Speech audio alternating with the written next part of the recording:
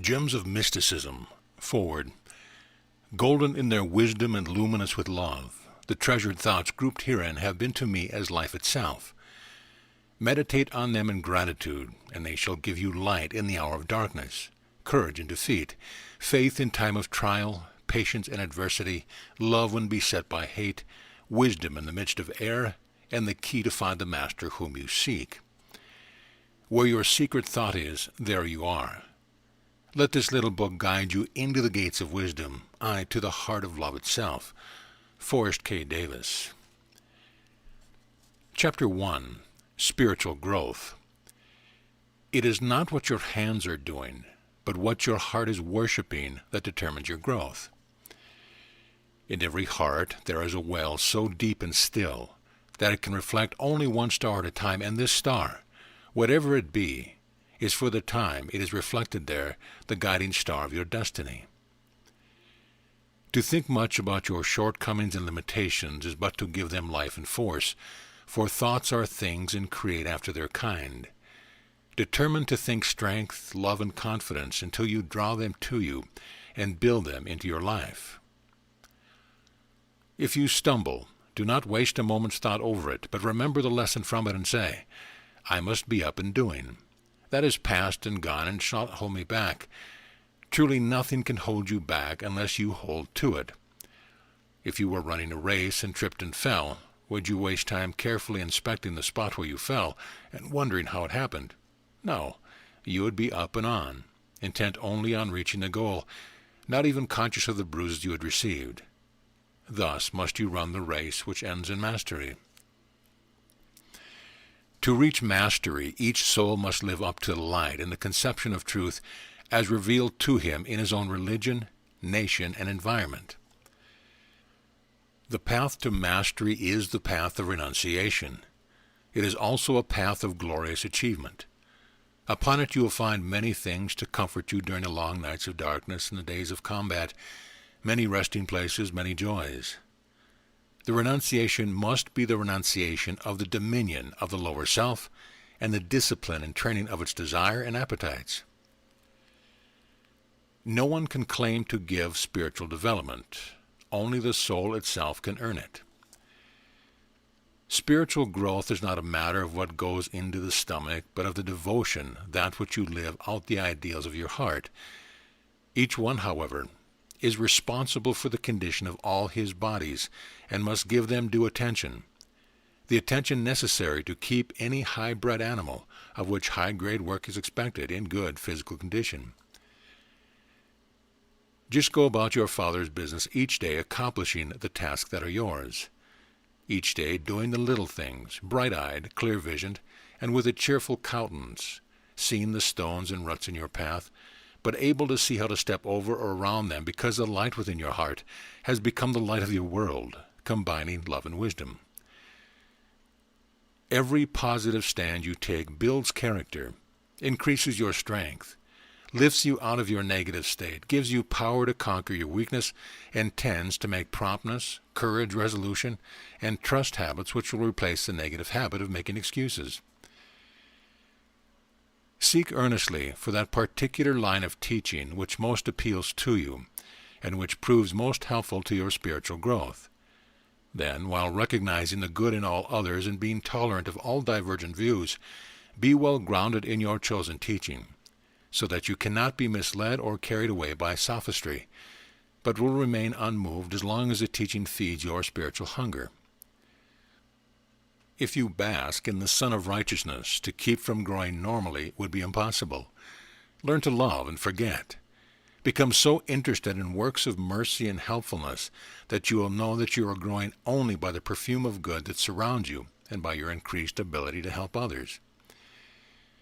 Your life must be an unfolding of that which you and no one else are intended to be. Hence you cannot judge or lay down laws for another. Never seek merely to copy another or to gather the forces which belongs to another, but recognize and build into your character the germs of good to be found in everything within yourself and within your environment.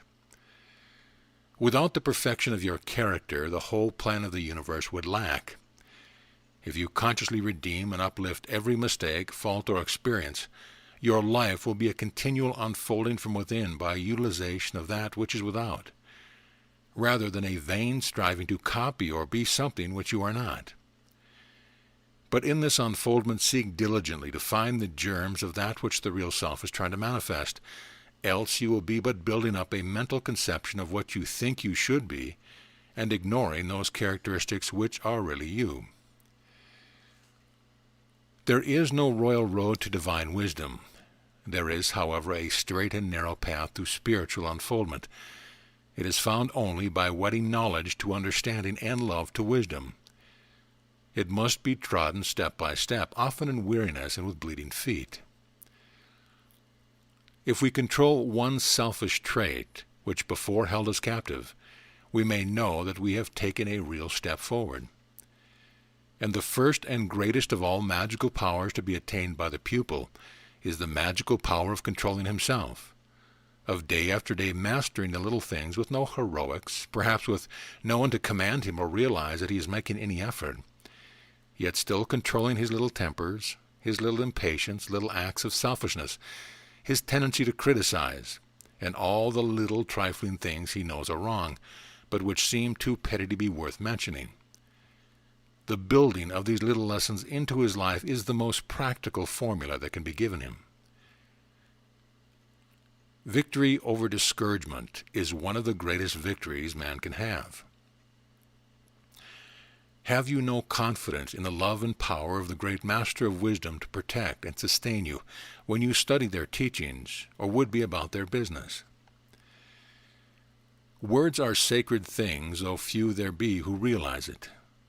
Words should be to thought what steam is to the engine. If directed to the cylinder and flywheel, the engine does perfect work. But if the steam escapes through many teeny holes and cracks, the power available for real work is diminished, and wasted steam, like idle words, is an indication of dissipated power. Do not consider them idle, however, even if apparently trifling and foolish, provided they bring cheer and comfort into the life of some other. They are only idle when wasted in mere talking instead of doing. Think what one kind word can do, how it can bring sunshine and peace and courage into your own life and the lives of others. Waste no force in frivolous or negative chatter. Speak only positive words, words of love, words of power. If your brother offend you, speak words of love that your heart may send back nothing but love. Never withhold a sincere word of love or endearment, or a word of help, encouragement, or health. A kind word spoken even to a stray dog will not return to you void. We cannot emphasize too strongly this fact, that every idle word, either spoken or written, that man shall speak, they shall give account thereof in the day of judgment. Do not criticize others, even though your criticism seems just, for to do so you must dwell mentally in the conditions you criticize. Shut out destructive, disintegrating thoughts. Refuse to give them added life and power. Think only vital, helpful, cheerful, constructive thoughts. Speak only wise, loving, cheerful, helpful words. To control sensation is the first step toward mastery. Until this step has been taken, all others are barred by the very laws of nature, for the seat of sensation is in the astral body, which is the path of communication between the physical and the spiritual. If you go through life with desire instead of will for motive power, spiritually you are drifting aimlessly with the tide. And there is no more hopeless person than one who merely desires to be good, desires to be liberal, to be happy, to be thought well of, yet who makes no definite effort of will to attain his ideal. Make your life forceful, with will standing back of everything you do or think. But at the same time draw close and let the mother love pervade and bring forth the Christ in you, so that all who meet you will recognize that while you are positive and forceful, you are also loving. Better is he who with an open mind wills to do and makes a mistake, than he who stands still or drifts along on the exhaust steam of desire. For if he is earnestly pressing forward, The imperfect or mistaken attainment of today will be left behind without a sigh tomorrow. For the advance he has made will give him a fuller understanding and a greater appreciation of what is best for his spiritual unfoldment, and he will see his goal draw closer and closer as he draws closer and closer to the perfect manifestation of divine will and love. Each can help himself best by helping all humanity, for as nature abhors a vacuum, the more love and purity you pour out for humanity, the more rushes in to take its place. Love is the one and only reality which endures from eternity to eternity. In nature, water is the chief factor which makes the earth bring forth, while in man, that which is symbolized by water, the great mother principle love, brings forth spiritual fruits. All temptations met with on the path come through various aspects of love, even Jesus in the wilderness being obliged to face and conquer the love of power, dominion, and ambition. On earth we see love manifesting as love of gold, love of power, love of self, love of pleasure, love of animal gratification, and so forth, all perverted or negative polarizations of divine love. When it is once grasped that the working out of a personal salvation is the only way really to help the world, the man who neglects it is a retarder of the public good. Many pupils ask for something practical to do to develop occult powers and manifest the higher life. Noting the effect on your words is practical and most important, and until at least some conception of the power of speaking kindly and lovingly, but to some purpose, and some degree of mastery over it has been attained, the development of all other occult powers will be retarded, if not actually prevented. Since man is the microcosm of the macrocosm, in his spiritual evolution, he must pass through stages analogous both to his own physical evolution and that of the planet. Just as during his interuterine life he passes through the evolutionary stages of the early races, vegetative, animal, and human. Let each soul take the little grains of experience in his or her nature, learn the lessons from them, and build round them layer after layer of love and devotion until they become pearls of wisdom. Many declare they find it impossible to live out their true selves, but the inner development will always manifest no matter what the environment. If a soul fails to demonstrate that it is spiritually advanced, it simply means that it has not attained to or created the state that it desires to manifest. If one is absorbed in petty cares to the exclusion of higher aims, it means that he has not outgrown petty conditions. For if he had, he would find time to follow the higher leadings and manifest them in his life. The battle is not one-sided.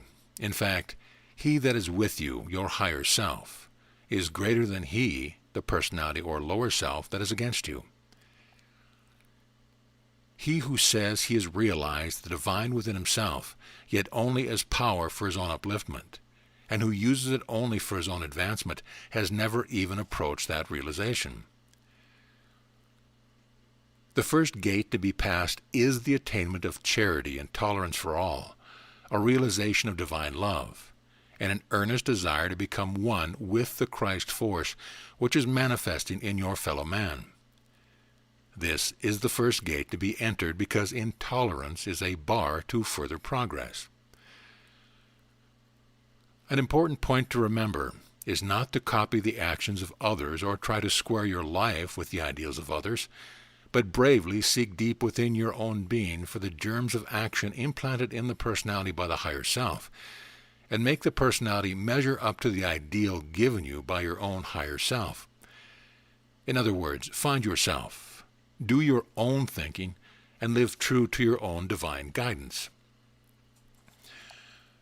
Before the student can receive spiritual illumination, all old conceptions or coverings to this understanding must be put off or laid aside, that the understanding may receive the light direct. You are often told to live close to nature, yet very few understand the significance of that injunction.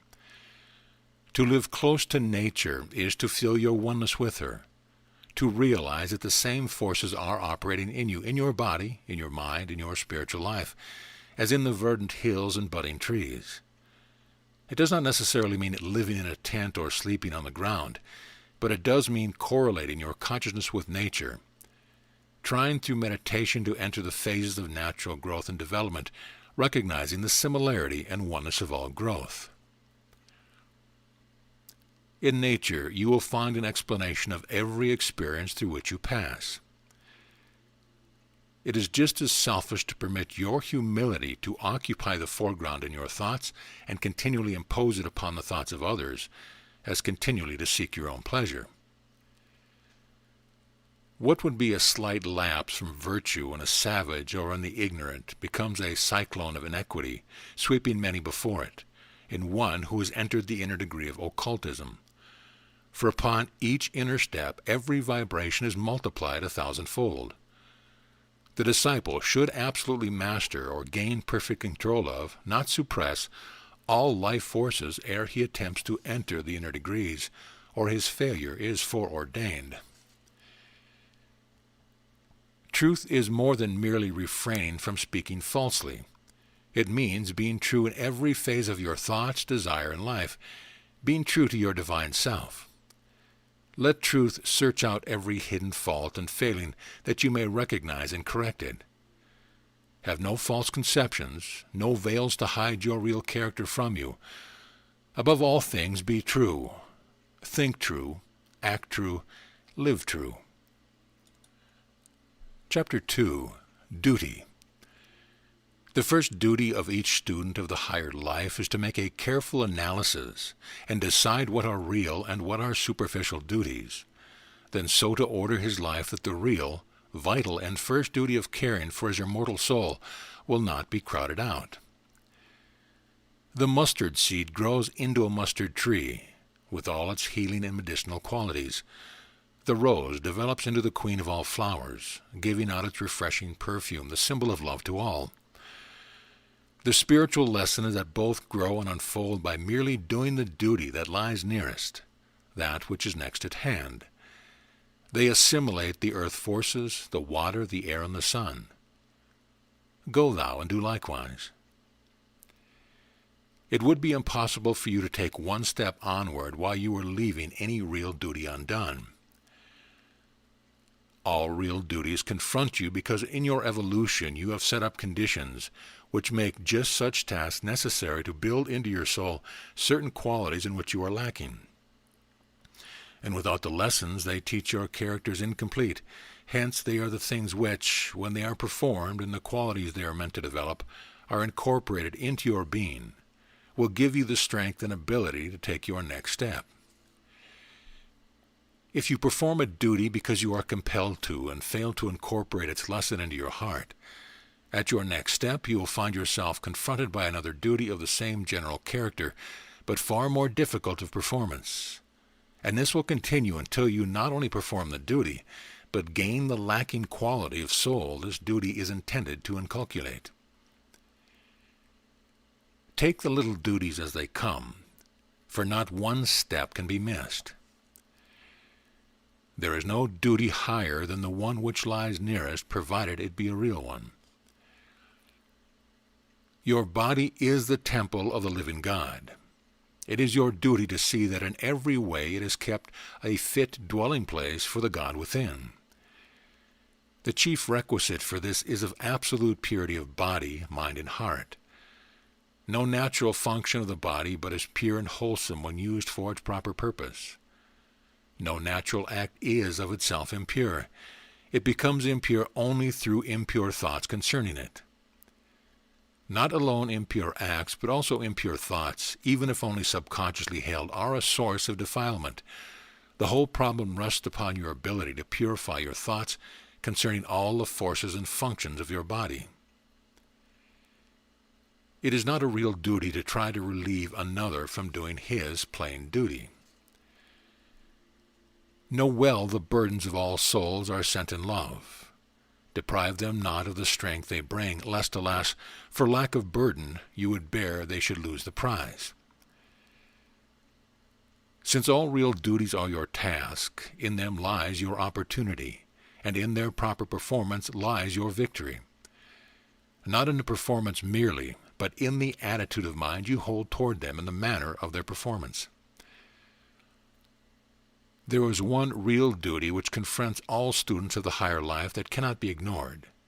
That is, to decide just what avenue of help is most beneficial, not only to their own advancement, but also the one which brings the greatest amount of practical help to humanity. Hence, your first duty is conscientiously, prayerfully, and earnestly to seek for the special channel through which you desire to help humanity. And when found, throw into that channel all you have to give, whether it be money, the easiest of all things to give, or love, devotion, thought, or service. Chapter 3. Karma. Karma is the implacable law of cause and effect, bringing to you in exact justice the net result of your past thoughts, desire, and acts. But it does not do so in detail, and hence is not the nemesis it is so frequently represented to be. For the only decree of karma, an eternal and immutable decree, is absolute harmony in the world of matter as it is in the world of spirit. It is not your acts that are the cause of your karma, but the possession or lack of certain soul qualities, which is the cause of your thoughts, desires, and acts, whose effects are brought to you by the great law of harmony for readjustment. Disobedience to the divine law is not punished, but is adjusted, even though the adjustment brings about sorrow and suffering. Everything that comes to you as trouble or sorrow is simply the result of your own shortcoming, your failure to learn the lessons which less painful experiences should have taught you. The main idea of karma, then, is not one of punishment for past failures, but that you may learn your lesson and gain as quickly as possible the soul qualities needed, that you may fulfill your destiny, your special place and work in the grand plan. Know ye not the conditions of life in which you find yourself are those best suited for your soul growth? The adjustment of karma is brought about consciously through spiritual attainment. If you refuse to recognize the lesson or run away from the conditions ere they are conquered, you will have to meet them again and again in various forms in this and other lives until victory is gained. The law works as compensation, and in every experience, be it painful or otherwise, there is a compensating power to be gained, or a reward which is well worth the suffering necessary to build it into soul growth. Inextricably blended with the law of compensation is that aspect known as karma. That is, effects of causes set up in previous times or former lives are brought to you in orderly sequence to be worked out, and in turn to set up fresh causes. The great point to understand in this manifestation of the law is that karma is neither a reward nor a punishment for past deeds, and still less is it an avenging nemesis remorsefully extracting an eye for an eye and a tooth for a tooth, but it is the effect of causes in the sense that it brings to the soul the opportunity to learn certain lessons which it has not learned in a past life, hence which the law of love brings to it through this manifestation, that it may gain the soul quality needed for further progress. No matter what the burden laid upon you, it is not laid there merely that you may suffer, nor does any God wish you to bear it. It is yours because somewhere, sometime, you missed a lesson in life that only such a burden could teach you. Therefore, conditions work together and you are brought face to face with your lesson. Try and realize this. Then, if you can admit that what you are forced to bear is meant merely as a lesson to point out some shortcoming or absolute fault, know well that the moment you learn the lesson or correct the fault, the experience will no longer be needed, and it will simply pass away. Whatever the condition that confronts you, know well that it will never leave you until you have gained the wisdom it is intended to teach. Do not rail at your experience or conditions of life, but rather welcome them as opportunities to gain new lessons, experiences whose mastery will give you added strength and understanding. Do not fight or fear conditions, but welcome them. For the thing you fear exhausts you, while the thing you welcome yields you its strength and power. There's only one way effectually to bring about a better condition, and that is to recognize that you are where you are because the soul or higher self realizes that there is some important lesson to learn which these conditions can teach better than any other, and set to work to learn that lesson. Realize that conditions do not really retard, but are intended to make you think and take account of stock. First, try to determine what lesson you must learn. Then take it determinedly to heart until you have conquered.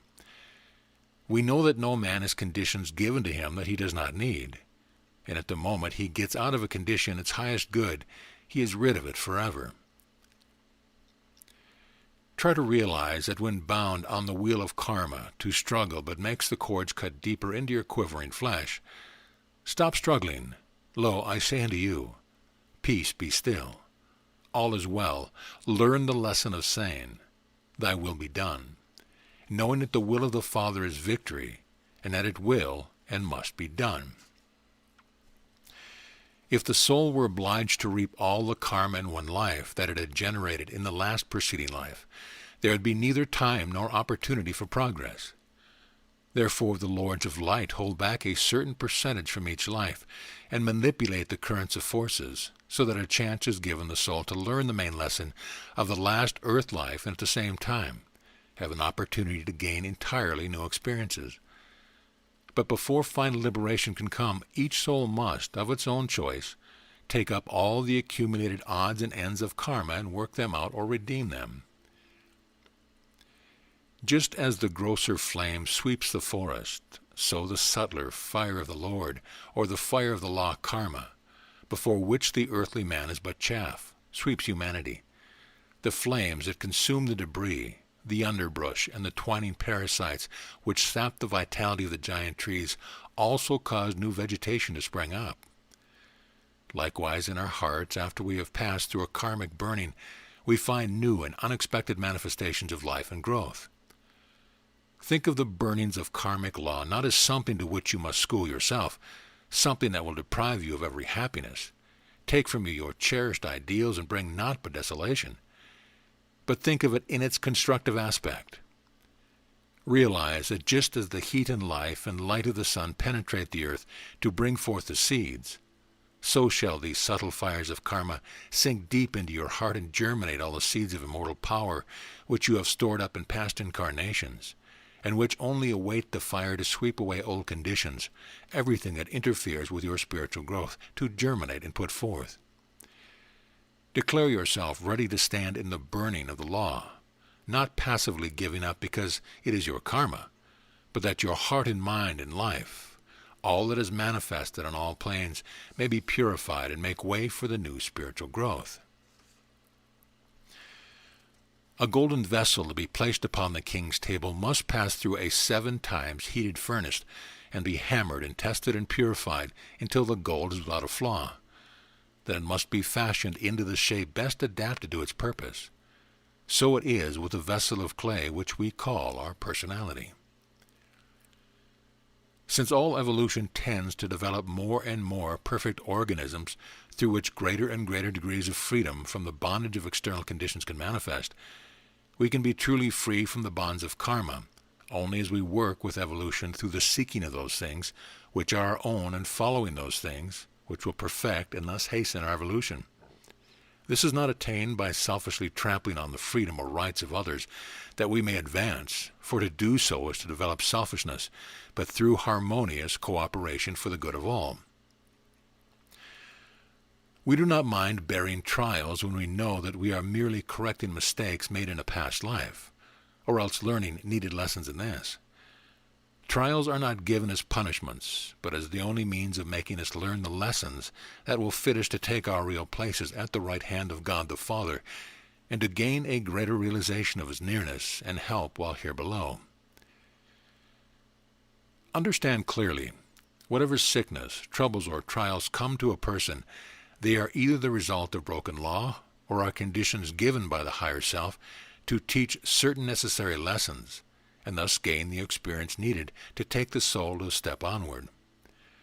Often by pouring his personal magnetism or prana into the ore of a patient, or by sheer force of will, One may so influence another as temporarily to drive away sickness or trouble.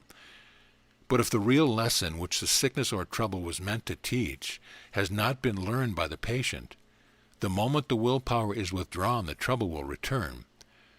Or if the willpower has been strong enough, the trouble may be driven back off the physical plane to appear upon some higher plane, perhaps in a different form, such as some form of nervous disorder or mental trouble. All broken contracts and all disobedience to the law produce inharmony on all planes at the same time. And the persons bringing into action the particular inharmonious note must themselves readjust every wave of inharmony that has been produced by their acts before harmony can be restored in their lives. This is a benign and beneficent law, for it is only by reaping what we have sown and eating the fruits thereof that we can ever learn to plant wheat instead of tares. It is not denial of inharmony that settles the score, but a recognition of it and the correction of its cause. If through willpower you push it aside and apparently gain either health, wealth, or some other earthly comfort ere the readjustment is made, the inharmony will gather force by the very pushing back and will sweep over you again and again until it is recognized and adjusted. True healing combines all physical agencies with the psychic and the divine, for these three are one. The pressure from without cannot harm you, if the within be properly balanced. Every inharmony is continually working towards readjustment, just as all wounds tend to heal and all forms of disease to cure themselves. As the conditions of life flow to it, the soul consciously gathers out of the varied experiences of life just those germs of good lessons that are needed to make it grow into the likeness of the perfected being which that particular individual is destined to become. All seeds are planted in the earth, yet each seed grows into the particular plant whose germ and pattern are within. So each soul is planted in the soil of its earthly environment, with the pattern of the perfect man to be embodied within the sheath of his personality.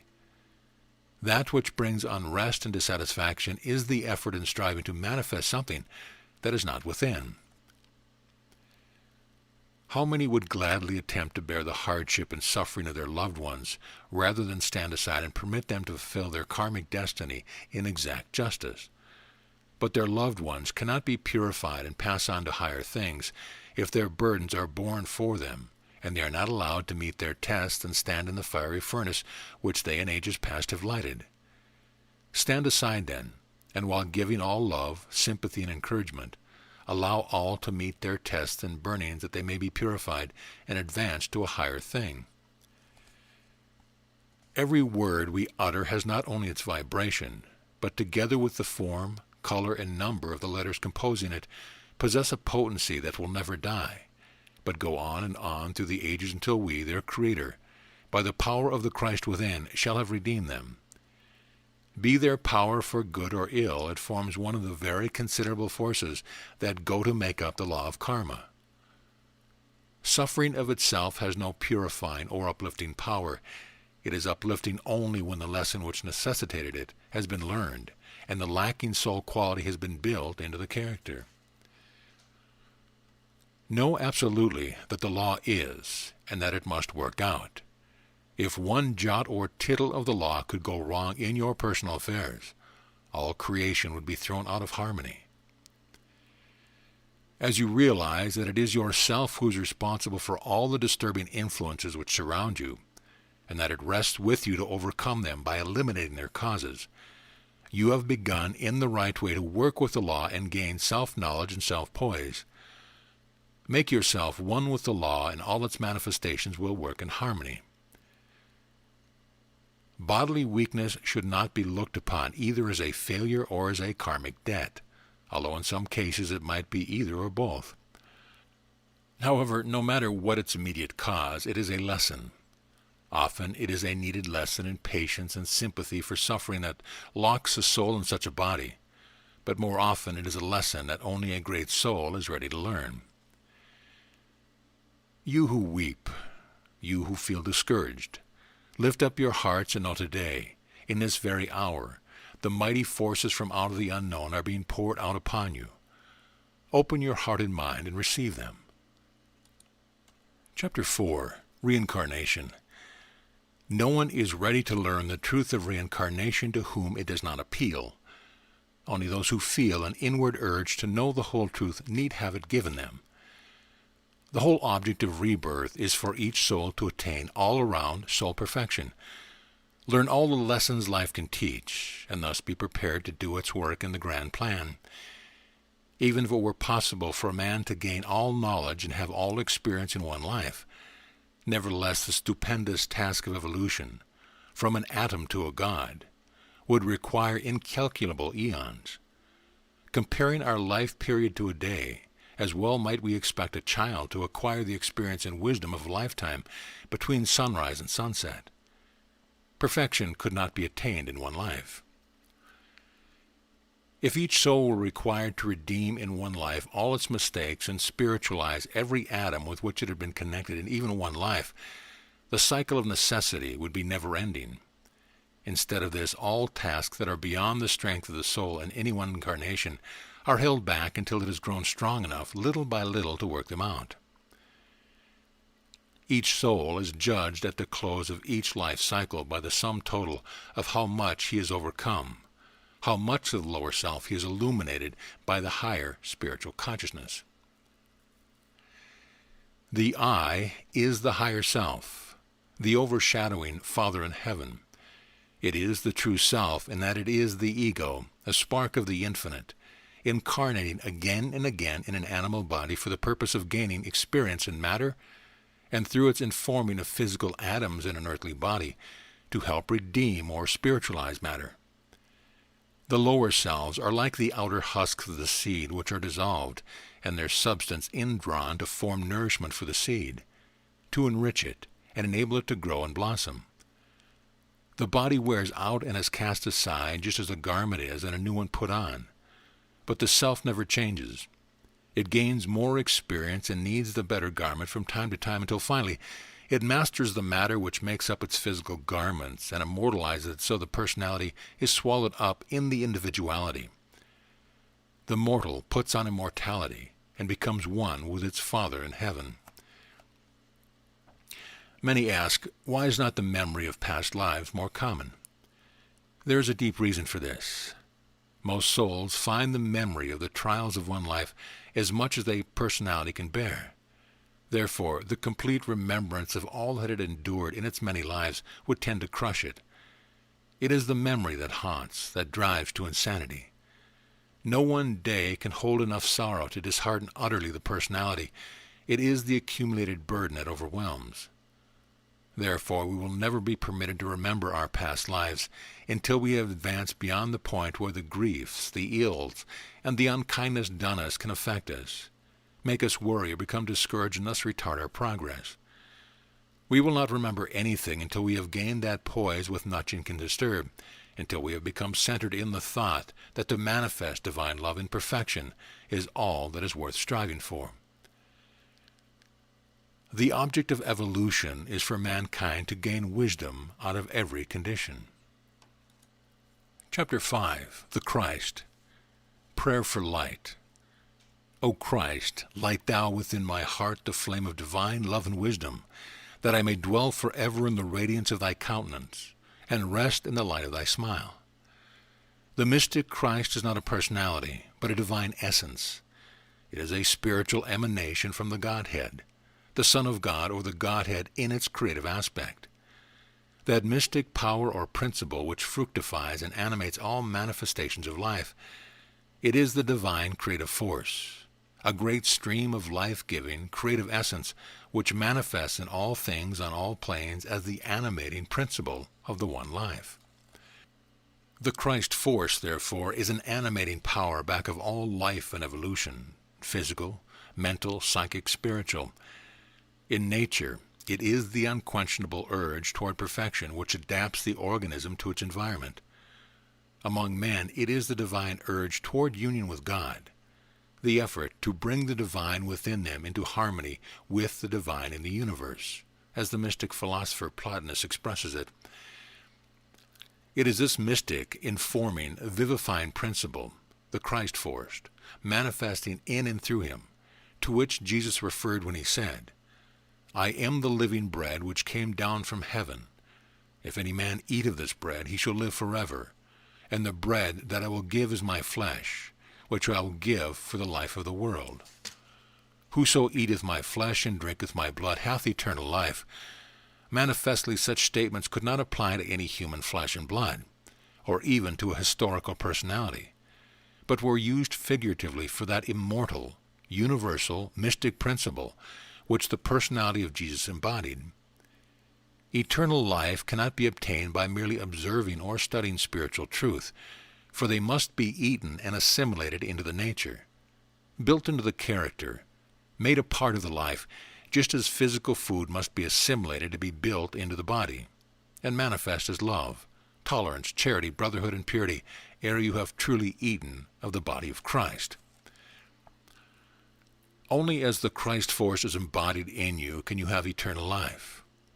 To grow spiritually, it is not enough merely to lead ethical and morally blameless lives, but we must also drink of the blood and eat of the flesh of the Christ, that is, drink in that spiritual creative power or divine life force which shall recreate us, which will make our lives not merely automatic moral models, but dynamic, radiant centers of force for good, vibrant with that creativeness whose very emanation shall fructify and awaken in everything we contact an answering vibration and a quickened life. There must be an infusion of the creative life force of the Christ into the personality until it becomes one with the mystic Christ. Difficulty arises through a failure to distinguish between the mystic Christ principle, which had shined into our hearts to give the knowledge of the glory of God, and the personality of the teacher Jesus, who manifested an individualization of this force to a superlative degree. This distinction is so plainly made throughout the New Testament that only the decadence of knowledge concerning the mysteries and the lack of training in esoteric philosophy as a requirement for the ministry can account for the utter ignoring of it and all that it implies. In one sense, the gospel story of Jesus is meant to inspire those whose spiritual development requires a physical embodiment and a personal, historic example after which the pattern lies. These are but children in spiritual understanding, to whom the beautiful embodiment of the Christ within the man Jesus, the man of sorrows, forms a picture with great emotional appeal. If they stop there, however, and are satisfied with the personality of the human teacher, they never really find the Christ as a personal religious experience, nor do they even touch the hem of his garment.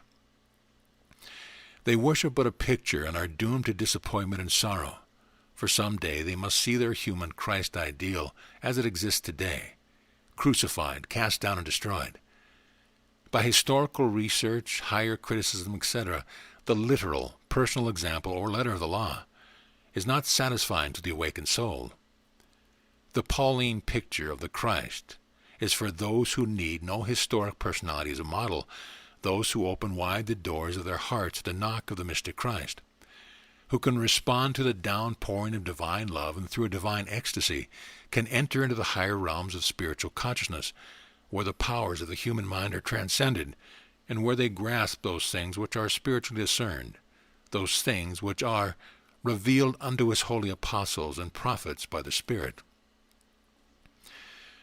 The story of the life of Jesus is not the personal history of one great teacher, but is an allegory of the life of perfected man, the growth and perfection of the soul, every incident symbolizing a step upon the path of attainment from the birth of the Christ consciousness in the heart of the personality, the weary pilgrimage of life, the crucifixion on the cross of matter and desire, to the glorious resurrection and ascension, when the personality has been perfected and the Christ man sits at the right hand of the Father in heaven.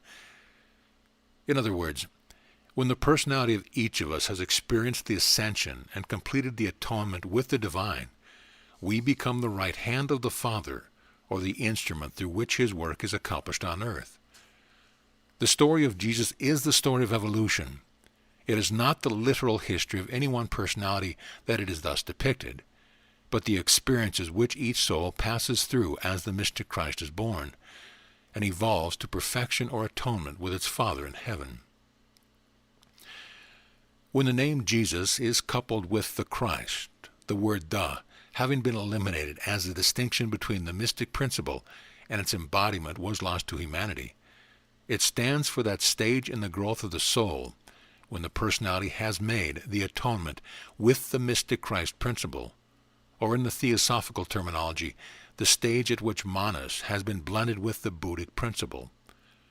For manas is dual, and in most cases the consciousness vacillates between the lower and higher expression, functioning most of the time in the lower. The Jesus man becomes a Christ only when the human mind, manas, is uplifted and blended with the Christ consciousness, Buddhi and Atma, the Father in heaven, and the three become one or perfected man. Hence the name of Jesus stands for the possibility of common, ordinary man merging his personality into the divine, entering the Christ consciousness and manifesting the mystic Christ through his Jesus personality. It was expedient for you that your conception of the man Jesus perishing on the cross should go away, should be eliminated from your consciousness, that the Comforter, the mystic Christ, might come to you, might enter into your heart and abide forever. Only through the mystic Christ can you enter into a conscious oneness with the great Master Jesus, the guide, friend, and elder brother of mankind. It makes very little difference as far as the truth of his teaching is concerned, whether or not such a man as Jesus ever lived. As a matter of esoteric history, there was an avatar of that name who did pass through the experience symbolized in the Bible during the pilgrimage of his soul toward mastery, just as every soul must pass that way. But the whole story as it is told is one grand allegory designed to teach, exoterically, the inner truth of the different steps on the path. Each step has its trials and suffering, its mockery of the multitude and the final crucifixion of the lower personality, and the glorious resurrection into life immortal, the triumph of the spiritual over the temporal man. The story is woven around this avatar, Jesus, and events and places are adapted or created to carry out the symbology, but every name used, as well as every incident, has its inner meaning when interpreted Kabbalistically. This is the style after which all scriptures are written, that is, the Vedas, Upanishads, etc. It is the method always adopted by initiates in giving out the great truth, so that only those who have developed the qualities necessary to the true understanding can see the inner meaning. The multitude see the beautiful story, which contains a sound moral lesson, and each one gets exactly from it what he is ready to receive. You never know what you really are until the light of the Christ has illumined every corner of your being. Oftentimes the unexpected beauty and strength revealed is quite as overwhelming as the shortcomings. When the light of the Christ has illumined your heart and has awakened a recognition of your divine possibilities, it must also awaken all the latent propensities in your composite personalities. For the same sun which causes the good seed to sprout in the garden of your heart will also stimulate in even greater profusion the growth of the weeds which, unless ruthlessly uprooted, will choke out the life of the good seed. Make no compromise. You must conquer or be overcome. For the very recognition of your divine birthright lashes into fury for all those forces of your lower self which have held you in bondage for so long. Both intellectual development and heart development are necessary, but if the heart is first developed and a conscious union made with the Christ within, all things are revealed unto you. This is, as it were, the shortcut to mastery. The Christ is more than a principle, is more than an entity or a force or a power. It is the manifestation of the Godhead. Yet it is entitized in every master who has trodden the way, manifested in truth, and discovered in life. The Christ is a living power, the life of the soul. It shines from the eyes, it emanates in waves of magnetic force from the fingertips. It shines as an aureole round about it. It dwells within, it manifests without. Through your own will and effort you must bring about the resurrection of the Christ from the tomb of materiality. It is the density of matter that slows down the vibrations of this principle, making it almost inactive.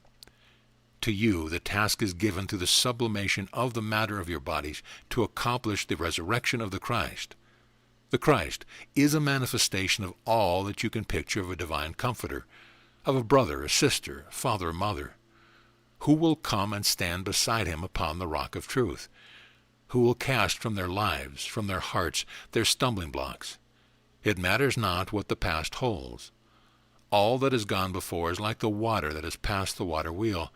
It has turned it for good or for evil, and the grain has been ground by its power. Someday you must come back and eat of its meal, but today you are past it. Therefore make today a day of truth. The Christ Spirit is the cause of the eternal miracle of springtime, both in nature and in the soul. It is a universal life-giving, all-powerful force at the human heart, as it lives and breathes and presses on in evolution, must imbibe and express more and more, even as nature imbibes and expresses the same force in the springtime. It is life itself, the essence of the divine one life. It is the perfume of the rose, the light of the sun, the nourishment of the food, the power of the breath, the sustaining quality of hope, the enduring quality of courage. In fact, it is the divine spiritual force that is back of all life, all thought, and all experience. The great lesson of Easter is that each heart in life, in spite of all its faults and failing, is an effort of the Christ to manifest. That you are not inherently wicked or cursed from birth, that it is not a mighty struggle to evolve Godward. It is simply a question of assimilation, all the light and love poured upon you, and allowing the Christ seed within to push up through the human personality and manifest its beauty and give its perfume to the world. Remember, it will ultimately push up in spite of all you can do to retard it or deflect it, in spite of generations of opposition, in spite of war, in spite of so-called civilization, in spite of humanity's selfishness, self-will, and determined perversity.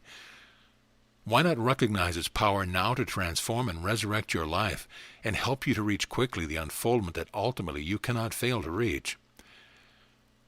Why waste precious time and pass through unnecessary suffering when you can grow in peace, harmony, and luxuriance if you will? The world is today awaiting the advent of a divine teacher or true priest of the Lord, a personalized embodiment of the great Christos, principle of the universe, the all-pervading, vivifying power which underlies all manifestations of the one life. As this great spiritual being approaches the earth plane, each heart who can respond to the vibration of his messages will come more or less consciously into touch with him, no matter what organization or movement he may be working in.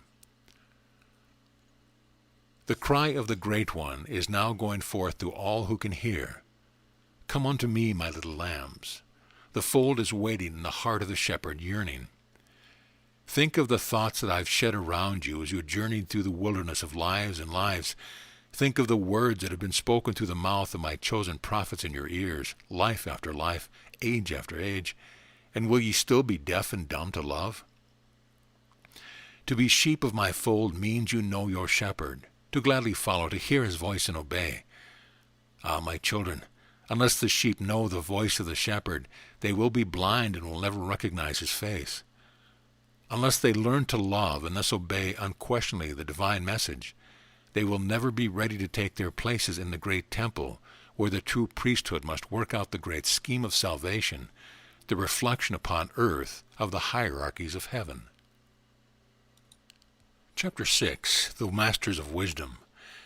The Masters of Wisdom are great souls who, through repeated experiences and determined effort through many earthly lives, have obtained mastery, firstly, over the passions, appetites, and desires of the personal life, and secondly, over the forces of their body and over the life currents of the cosmos. Hence, they have become one with the fount of all wisdom. They and the Father are one. Jesus was such a master, in fact, was and is a master of masters. But there are many more, all banded together in what is known as the Great White Lodge, a lodge in the sense of oneness of aim and motive, for they are all working for the uplifting of humanity. They are divided into certain degrees and subdivided into orders so as to systematically cover all the needs of humanity in its different stages of evolution. You will thus see that there are masters of all grades, that is, upon all steps of the ladder leading to the point of highest attainment, where a master of masters stand. Each group and each individual has a certain work to do for the betterment of humanity. These great souls are able to function on all planes, hence they are near to all who really need their help, for humanity must reach out for help ere it can be given. You can set it down as a positive fact that no master of wisdom ever did, ever will, or ever could advertise himself or give out spiritual teaching at so much per lesson. Nor is there any such thing as an initiate of the Great White Lodge upon the physical plane, acting in his physical body and claiming to be such. The Great White Lodge does not work that way. As long as individuals are satisfied with a purely physical existence, the masters know well that they are not yet ready to be helped, for their lessons are those of the physical. The masters of wisdom know who need the outer help, and it never fails to present itself. It may seem to come from some natural and ordinary source, but in reality it is from these watchers and elder brothers of humanity, who make use of natural channels to answer the cry of the soul for light and help. The elder brothers of humanity, the great masters of wisdom, into whose hands the evolution of the race is entrusted, are continually sending forth the cry for helpers. The harvest truly is great, but the laborers are few, for they can work on the earth plane only through human agencies. With the cry goes the promise of a sure reward for all who hear and obey. The Lodge of Masters is eagerly watching and waiting for the development of every avenue through which they can pour love and wisdom to enlighten the world in this its darkest hour, the hour that precedes the dawn of the coming day. The whole aim and end of this movement is to help each individual soul to find not only the Christ within himself, but also the guiding hand of the Master. We cannot assure you that you will find him, for many feel around in darkness created by themselves, never touch the outstretched hand. We can only say that the teacher and guide stands ready close at hand to guide and help you through this labyrinth of darkness into the light of the perfect day. Directions for physical exercise are never given by a master of wisdom except in a personal way, and in such a case they would be adapted to the person's ability and capacity, and to that pupil alone. No master would ever give to a pupil exercise of a physical nature that would be likely to overtax his capacity. The masters of wisdom know well the physical conditions as well as the spiritual development of each pupil, and the law of growth is always followed. It will be only through your own individual effort, your attitude of soul, and the character of your life that will enable you to place yourself in personal, conscious touch with the masters. It depends upon no personality but your own. Only when this interior communion is established can the pupil come face to face with his guru. Of course, this will take place upon the inner planes, but long ere this he will be carefully instructed as to the necessary steps, the necessary cautions to be observed, will be told how to recognize and treat false teachers and false teachings. The requisite preparation for such close personal contact is a sincere and loving heart, a childlike confidence and trust, and a willingness to sit at the Master's feet and be taught. You are ready for personal help when you can recognize and accept the instruction when it comes. This is a law. Only he who asks can receive, because the asking opens a door through which help can come. Chapter 7. Miscellaneous. Know well that no matter how lofty a philosophy may be, or how good a lesson, unless it brings to your individual soul some practical application, something that you can work into your daily life, that philosophy is of no account to you. All teachings that bring to humanity knowledge of the higher truth, and that awaken an interest in spiritual development are useful, but individual souls need special lines of instruction. Some find help under one teacher, some under another, and if your higher self knows that the one from whom you are striving to learn is not the most helpful one for you, you will be impressed with a feeling of dissatisfaction. Yet this does not mean that the teachings you have been receiving are not excellent for a certain stage of growth, and just what you needed at one time. That which you need will appeal to you. One thing may appeal you today, and in a month or year you may grow away from it. If you are sincere and earnest, this merely indicates that you have learned one lesson, and must look elsewhere for the next. The great lesson to learn is to follow the leading of your higher self, and take for yourself what appeals to you and helps you. But be just as ready to concede to others the right to choose for themselves. The oak does not continually reproach the violet because it does not try to be an oak. He who feels another's sorrows, who forgets self for others, has realized, in a measure at least, the divine. Unless a teaching appeals to the heart and rings true to a soul, it is not true to that soul. The fact that a teaching attracts and helps you is evidence that it contains the lessons needed by you for the step you are taking. The fact that a movement no longer appeals to you, no matter how helpful it may be to others, is evidence either that your soul has learned the lessons that movement had for you, even though not mastered intellectually, or that the movement, no matter how beautifully conceived and launched, has become tainted with something that is not helpful, or is perhaps distinctly injurious to your physical, mental, moral, or spiritual growth. To remain connected with an organization to which you no longer feel drawn, or which you have outgrown, is as detrimental to your soul growth as it would be for a flower to remain in a pot which had become too small for it, or whose soil had become exhausted or contaminated. If you cannot find time to enter the silence, still no power in heaven or earth can keep the silence from entering into you if you will let it. You will never find truth in any teachings if truth, to you, depends upon the perfection of the instrument through which that truth is expressed. You must cultivate the power of spiritual discernment and not allow anything to turn you aside from truth. Learn to seek truth for truth's sake. Look for it among the stubble and muck of life and in dark places where humanity crawls on filth. Look for it in hidden under the mountains of selfishness and self-sufficiency of teachers. Seek for it as a jewel of great price that has been lost. For you may find the jewel where you least expect it. But first rise up and sweep your own house diligently. Every fault is a virtue perverted, and every hard circumstance of life is a stimulus to learn a needed lesson. As to failings, we all have them. The greatest example the world can have is to see a brave soul struggling to do right. It is those who are honest with themselves, who know their own weaknesses, yet are striving to conquer, who recognize that they are not above their fellow man, who are capable of feeling a sympathetic thrill with ever failing, and can grasp a brother's hand and from the heart encourage him to struggle onward, because they themselves are still struggling. They are the ones who are the real examples. If you have a fault you wish to correct, create its opposite. Think no more about the fault, but put all your thought on its opposite. Put your failures behind you.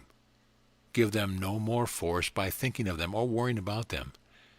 Live each day for itself, for if you can conquer one day at a time, you conquer all.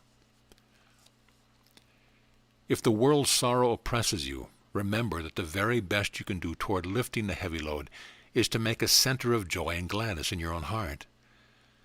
The only way really to help humanity is to take hold of that morsel of humanity over which you have been given command, your various bodies and all pertaining to them, the portion of goods belonging to you, given to you and your father ere you took your journey into this far country of earth life, and begin by redeeming it.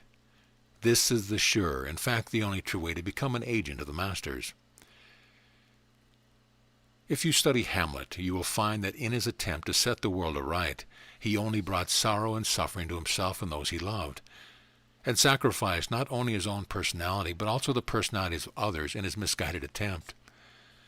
No person has ever been born to set the world aright except so much of it as he finds expressed in his own personality. If you mind your own business and let the faults of others go, trusting to the law to straighten them out, and confine yourself to straightening out your own fault, you will realize the joy that comes from such conquering. When you cease to worry over the faults of others, it will be like the physical burden rolling away from your shoulders. If you have never done this, try it merely as a physical experiment for your own happiness, and the results will prove its truth. If you were in a congregation which was singing out of tune, the best way to bring about harmony would be not to stop the singing and talk about it, but to sing steadily and firmly in perfect tone yourself. Those next to you would catch and spread the harmony until all were singing in tune. It will be only the working out of this law of harmony that will ultimately redeem the round world and all that dwell therein. Every soul has implanted within it, as an integral principle, the power of intuition, just as every mineral, vegetable, and animal has the power of selection or instinct, what leads it to follow the lines of evolution best fitted for its growth and perfection in accordance with its environment. Prayer is the Jacob's ladder, one end resting on earth, the other reaching into heaven. If you ask sincerely in the silence for guidance, and if it is the real, sincere cry of the heart for help and light that goes out, verily, O Father in heaven, who heareth in secret, shall reward you openly. Never has a sincere cry for help been sent out in the silence where God dwelleth that was not answered. The thing to do is to recognize the answer when it comes. True prayer or spiritual aspiration is simply a correlating of the brain and physical consciousness with the spiritual, thus creating a natural channel of communication through which the spiritual force can flow. In other words, it is closing the circuit. The will, a desire for spiritual gifts, and a constant attitude of devotion are the proper channels, but words, meditation, and a recognition of the end to be attained are steps leading to the opening of them. To ask for guidance is but to take hold of the power of divinity as a little child grasps its father's hand. The child does not say, "Father, give me bread and clothing and house and room," for all that is its birthright. But it is quite right to come to its father with its difficulties, its lessons, and its little tumbles and bruises, and ask for sympathy and help. During the darkness while we sleep, all the stored-up energies of the invisible rays begin their cycle of activity, and our bodies grow and put forth anew, according to the pattern we have set for our physical lives. Poise is the result of self-knowledge. It is not stoical indifference to pain and pleasure, but rather rising above it. Poise is the ability to remain calm at the center, and while recognizing and understanding both the greatest joy and the greatest sorrow, not to be carried to either extreme. To enjoy intensely carries with it, as the opposite swing of the pendulum, the power to suffer to a corresponding degree. We never reach a point where the waves of force generated by the opposite poles, pain and pleasure, cannot reach us, but we can rise above them so they cannot sweep us from one extreme to the other. Do not accept the teachings of any spiritual or occult movement until through prayerful consideration meditation you receive the confirmation of your own divine guidance, that it is the open door for your next step. Colored blocks are necessary in the kindergarten, primers for children, textbooks for the training of the mind in school and college. But when the mind has been trained, it must then put the training to use in a practical way. In business, under the head of the firm or manager. In art, under a great teacher. In spiritual things, under a master of wisdom. But remember that, because you are no longer interested in the colored blocks or primers you once thought so beautiful, you are not to despise the children who still cling to them, or find fault with the teachers of the ABCs. All have their place, and the children will grow away from the blocks when they have learned their lessons, just as you have grown. The proof that you have outgrown earthly organizations will be the love and tolerance with which you treat all your brothers and sisters who still feel a need of such methods. To rail at organizations, especially one which has helped you to reach your present state, and those who work in them, is proof that you still need their discipline. Every uplifting movement or teaching has its place and has for followers those who need its lesson. A thing that costs you nothing is valued at nothing. Just in proportion to the real love and sacrifice will be the value to your own soul. In other words, what we love we work for, sacrificing our time and money for, and out of those things or their inner force is our character built up. Under no circumstance can an evil or impure thing upon the earth plane become anything but evil and impure on the higher planes. For all planes are one, and what is impure on one is impure on all. Under no circumstance can evil or impure acts on the physical plane cause spiritual growth, for the acts themselves are creating exactly the opposite condition. Those who are teaching such abominable doctrines under the name of esoteric theosophy, or under the guise of obtaining some sort of spiritual development, will have a terrible karma to answer for in the future. We cannot emphasize too strongly the fact that there can be no spiritual teaching, either esoteric or exoteric, that are not spotless in their purity in all planes, for the Christ can dwell only with the pure in heart. There is not a single man or woman who cannot be an active factor in bringing the golden age of love, peace, harmony, and brotherhood into manifestation the sooner through the controlling of thoughts, words, emotions, and by overcoming his or her resistance and responding more and more understandingly and gladly to the upward urge of the divine. That which we fail to appreciate, the great law removes from us. There is no such thing as death, merely various changes in form in the manifestation of the one life. As long as there is motion, which is vibration or life, we cannot get away from God, for it is in this God that we live, move, and have our being, all that exists in substance, but in different rates of vibration. Nothing in the nature of man is inherently evil. It is only evil through its misuse and the evils that are attached to it. Determined to deliver it from evil and to find the Christ force within every temptation and everything that assails you, knowing full well that these things are the portion of goods that have been given you by your Father at your request, your just belongings that you have deserved, and out of which you must create your immortal habitation. Not one thing must be lost or wasted or destroyed, but each must be transmuted, and its golden potency indrawn and built into the immortal temple of the living Christ. This is the meaning of the sentence in the Lord's Prayer, "Deliver us from evil." No matter what the apparent source of any teaching, and no matter how beautiful a language used, do not accept it unless it meets the test of purity and common sense, does not violate the moral code, and is confirmed by the intuition of your own soul. The greater the work laid out for a neophyte, the greater the necessity for thorough testing. This is a merciful law, for the suffering and the evil karma would be much worse to bear if you were given a great opportunity and failed for lack of proper training. For of necessity you would draw others down with you. Until you have been tried and have proven your strength, you cannot bring forth the harvest.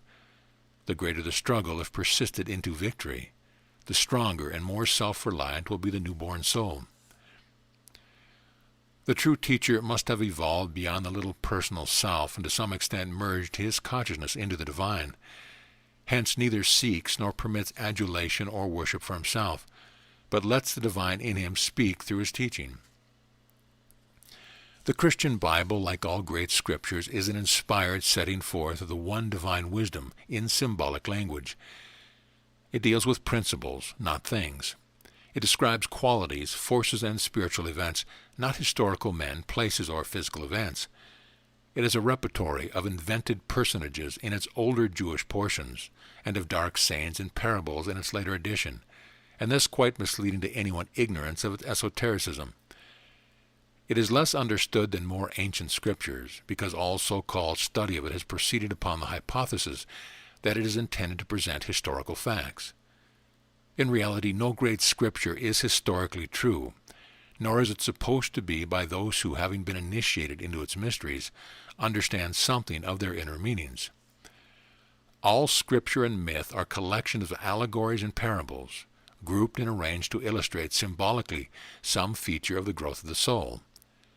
Hence, while not historically true, as modern researchers has abundantly shown, they are universally true, because they illustrate phases of experience through which every soul passes during its evolution toward conscious union with the divine. Whenever possible, familiar historical incidents, names, and places are used to illustrate the points more clearly, and also to inculcate a moral lesson for them that are without, not initiated, who are able to grasp only surface truth. Cultivate love and tolerance for all your brethren, and avoid the thought that your way or your view is superior, or in any way better than another's except for yourself. A hasty temper is like a fire. Put it in a furnace and it will generate steam or force that will run machinery and accomplish a great work for the world. A sharp tongue controlled will be a weapon that can fearlessly cut the evil from the good. Its ruler is love. Intellectual pride is a dangerous master, but a wonderfully efficient servant. Wed it to humility, and let love bless the union. Every person belonging to a spiritual movement, as well as its leader, is absolutely responsible for the force that enters the body of humanity through them, as well as for the force they bring into the movement. There is no surcease for sorrow except when the heart rests in divine love, in the assurance that all is well, that there is no failure, that underneath the stormy waves of life there is a firm foundation, that the deep water shall not overcome you, for your loving Father has hold of your hand, and your understanding or feet finds a sure resting place on the rock of the law beneath the waters. The animal nature to be the servant of the real self must be well taken care of, well fed, well groomed and comfortable, but not overfed or indulged. Thus taken care of, the animal will do far better work and make far fewer demands than one that is starved or ill-treated. You need the animal for your servant. You need all its powers in their best possible condition. Therefore treat it as you would any other finely bred animal of which you expected great intelligence and great service. The physical must be conquered and controlled, not killed out. Everything that you crush out and weaken must be taken up again and again until you perfect and do your full duty by it. Nothing will so retard our own evolution as to steal from another that which has been given to him and not to us, be it a thing, a thought, an opportunity, or a life. Evolution is retarded until humanity as a whole awakens to the importance of the fact that every soul must have freedom of opportunity to find its own place, perfect itself in its work, and follow out the inner guidance of its Father in heaven. It is the mistake often made, and one that is fostered by the teaching of all Orthodox churches, as well as by many other organizations, that sorrow is the only road to purification, that to be miserable is meritorious, and though only through scourging and suffering can we hope for salvation. The truth is that when we realize how much sorrow there is in the world, and know of a certainty that thoughts are things, and that either joy or sadness has the power to spread over a large area, it becomes our duty to be joyful and happy. All is law, and all law is love.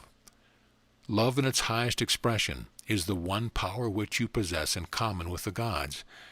It is a divine force of attraction which seeks equilibrium in the union of the masculine and feminine expression of the divine. Since scriptural stories and events do not agree with the proven facts of history, except incidentally here and there, the Bible has either been accepted in a literal sense and slavishly followed, even against all common sense and justice, or it has been mutilated in only such parts as can seemingly be proven accepted, and the rest rejected or discredited. In studying the seemingly preposterous myth and legends of gods and goddesses found in more ancient scriptures, we have no difficulty in understanding that they are not supposed to have an accurate historical basis, even though referring to historical or astronomical events. We do not attempt to pin them down to actual facts, but seek for the hidden meaning pertaining to the spiritual development of mankind, which we know they must contain. The Bible, instead of dealing with gods and goddesses, deals in exactly the same way of personages and places, some of which are taken from history, not because their use in this way pretends to be history, but because the historical facts readily lend themselves to the illustration of the lessons intended. Other names and places used are just as fictitious as those used in the ancient myth, but they all have their inner occult significance. The numerical value of the very words themselves have a definite meaning, and are purposely selected to indicate steps in the path of atonement up which each soul must journey.